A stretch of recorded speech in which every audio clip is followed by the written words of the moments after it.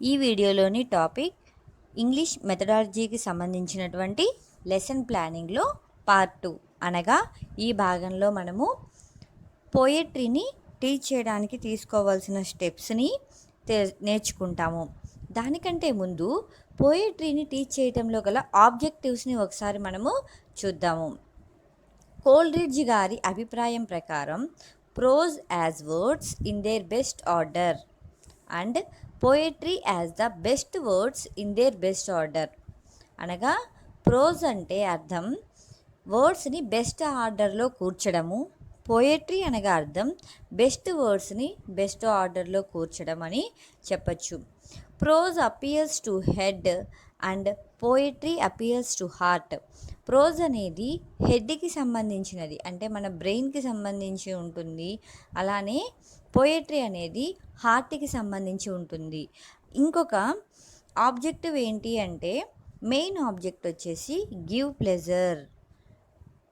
పోయట్రీని teach చేయడంలో గల main objective ఏంటి? Give pleasure.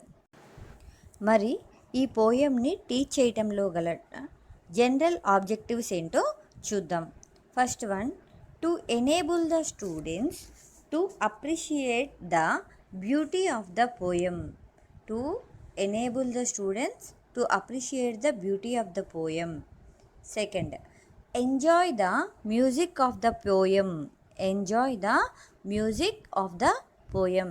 Third one, to read the poem aloud with proper rhythm and intonation.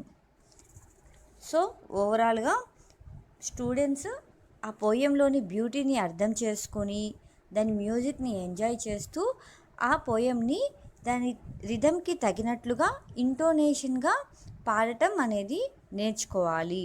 ఇది general objects అన్నమాట. పోయంని teach చేయటంలో గల స్పెసిఫిక్ ఆబ్జెక్ట్స్ ఏంటివో చూద్దాం. To enable the students to understand the theme, central idea and the moral of the poem. అంటే స్టూడెంట్స్లో ఆ poem అసలు దేని గురించి చెప్పబడింది, ఆ పోయం యొక్క భావము, ఆ పోయం యొక్క అర్థము, ఆ పోయం నుంచి నేర్చుకోవాల్సిన నీతి, వీటన్నిటినీ నేర్చుకోగలిగేట్లుగా చేయాలి. Next second one, to enable the students to understand the mood, imagination and style of the poet. అంటే స్టూడెంట్స్ ఆ పోయం చదివిన తర్వాత ఆ పోయెట్ ఇమాజినేషన్ ఎలా ఉంటుంది, మూడ్ ఎలా ఉంది, అలానే స్టైల్ అనేది ఎలా ఉంది అనే వాటిని అర్థం చేసుకోగలగాలి. ఫర్ ఎగ్జాంపుల్ ఇప్పుడు మనము త్రివిక్రమ్ గారి మూవీ చూస్తుంటే ఆ మూవీలో డైలాగ్స్ ఉంటాయి. అంటే ఆ మూవీ ఆయన డైరెక్షన్ చేసే విధానాన్ని బట్టి త్రివిక్రమ్ గారి డైలాగ్స్ అదిరిపోయినాయి అని అనుకుంటాము. అలానే రాజమౌళి గారి మూవీస్ చూస్తే ఆ స్టోరీ, గ్రాఫిక్స్ కానీ అవి బాగుంటాయి అనేది మనకి తెలుస్తుంది. అలా ఒక పోయంని చదివినప్పుడు ఆ పోయెట్ స్టైల్ అనేది మనకి అర్థం చేసుకోగలగాలి. అది స్పెసిఫిక్ ఆబ్జెక్టివ్ అవుతుంది. సో ఇప్పుడు మనము steps involved in the teaching a పోయంని టీచ్ చేయటంలో ఏ స్టెప్స్ని ఫాలో అవ్వాలి అనేదాన్ని వన్ బై వన్ క్లియర్గా చూద్దాం. First one, introduction or motivation. So దీనిలో భాగంగా ఫస్ట్ మనము teachers should ask questions on the poem he is going to teach. Teacher దేని మీద అయితే క్వశ్చన్స్, అంటే ఏ ఏ పోయం అయితే చెప్పబోతున్నారో దాని మీద క్వశ్చన్స్ అడగాలి. అలానే అంటే ఆ పోయంకి రిలేటెడ్గా ఉన్న క్వశ్చన్స్ అడగాలి. తర్వాత creates and atmosphere for teaching the poem. So ఇప్పుడు టీచర్ క్లాస్లో పోయంని టీచ్ చేయబోతున్నారు అన్న అట్మాస్ఫియర్ అనేది స్టూడెంట్స్లో కల్పించగలగాలి. Next second step, announcement of the topic. Announcement of the టాపిక్ని అనౌన్స్ చేయటం. Announce the name of the poem and the poet and writes the title on the blackboard. ఇది చాలా కేర్ఫుల్గా గుర్తుపెట్టుకోవాలి. బిట్ పరంగా కూడా ఇది ఇంపార్టెంట్ అనమాట. అంటే ఫస్ట్ మనం పోయం నేమ్ని, తర్వాత పోయెట్ నేమ్ని అనౌన్స్ చేసి ఆ తర్వాత మనము బోర్డు మీద రాయాలి. Next third one, model reading of the poem. ఇందులో భాగంగా teacher reads the poem aloud and makes the peoples to understand the significance of rhyme and rhythm. అంటే టీచర్ ఆ పోయంని పెద్దగా చదువుతూ స్టూడెంట్స్ ఆ పోయం యొక్క రైమ్ని, రిథమ్ని అర్థం చేసుకునేట్లుగా చేయాలన్నమాట. ఇది మోడల్ రీడింగ్ అవుతుంది. ఈ మోడల్ రీడింగ్లో భాగంగా టీచర్ చదివేటప్పుడు స్టూడెంట్స్ బుక్స్ని ఓపెన్ చేసి ఉంచకూడదు, జస్ట్ వాళ్ళ ఇయర్స్తోనే వింటూ ఉండాలి. ఇది మోస్ట్ ఇంపార్టెంట్ అనమాట. అంటే మోడల్ రీడింగ్లో టెక్స్ట్ బుక్స్ని స్టూడెంట్స్ ఓపెన్ చేయకూడదు అనేది most important. Next fourth one, introduction of new vocabulary. దీనిలో భాగంగా teachers the new vocabulary that come across in the poem and make the pupils understand the meaning of the new words. అంటే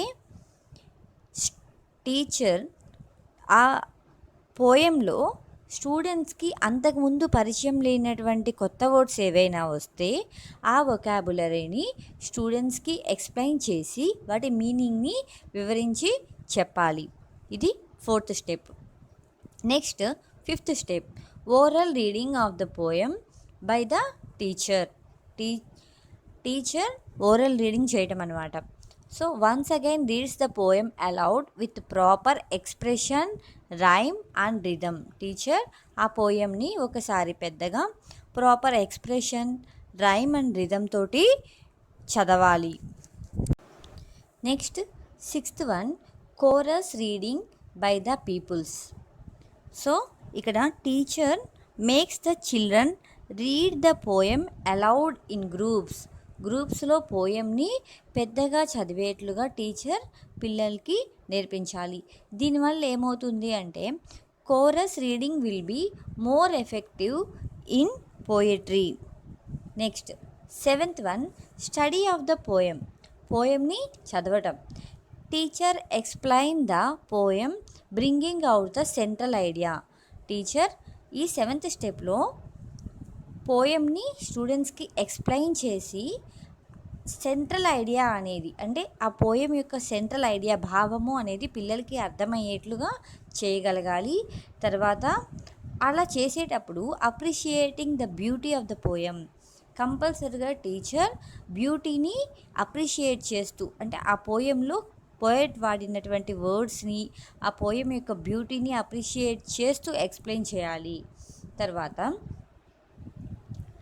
question and ఆన్సర్స్ని అడుగుతూ క్వశ్చన్స్ని అడుగుతూ peoples నుంచి రెస్పాన్స్ని తీసుకుంటూ ఆ response ఆధారంగా build up the summary of the poem. Students ఇచ్చే answers ఆధారంగా ఆ పోయం యొక్క సమ్మరీని బిల్డప్ చేయగలగాలి. ఇది seventh step. Next eighth one, silent reading. Makes the peoples to read the poem silently to understand the meaning of the poem. స్టూడెంట్స్ని ఆ పోయంని సైలెంట్గా రీడ్ చేయించి వాళ్ళ ఆ పోయం యొక్క భావాన్ని అర్థం చేసుకునేట్లుగా చేయగలగాలి. Next ninth one, questions on comprehensions. అంటే ఆ పోయంకి రిలేటెడ్గా ఉన్న మీద, అంటే పోయం మీద క్వశ్చన్స్ అడిగి పీపుల్స్ నుంచి రెస్పాన్స్ని తీసుకోవాలి. నెక్స్ట్ 10th వన్, అప్రిషియేషన్లో భాగంగా ask peoples to locate rhyming words.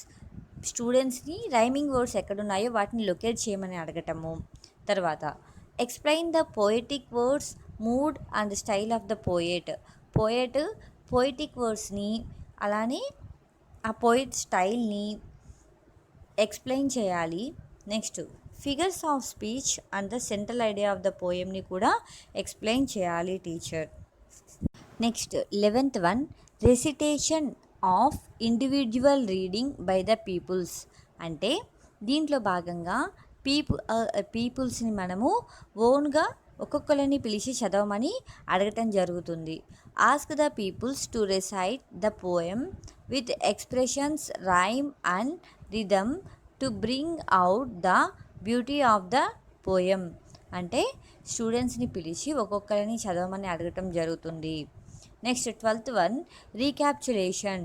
దీంట్లో భాగంగా స్టూడెంట్స్ని teacher should ask questions on the poem to recapitulate what the peoples have learned. Peoples ఏం నేర్చుకున్నారు అనేది తెలియటం కోసం టీచర్ స్టూడెంట్స్ని క్వశ్చన్స్ అడగటం జరుగుతుంది. Next 3rd one and the last one వచ్చేసి అసైన్మెంట్.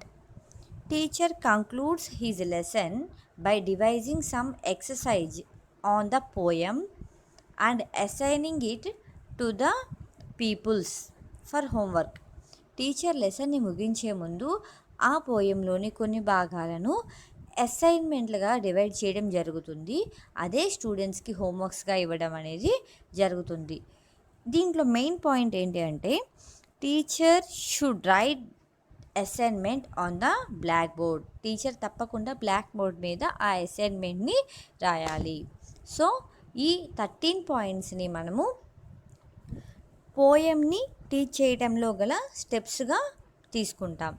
సో ఫ్రెండ్స్, ఇది ఈ వీడియో కనుక మీకు నచ్చితే లైక్ చేసి సబ్స్క్రైబ్ అవ్వండి. Thank you.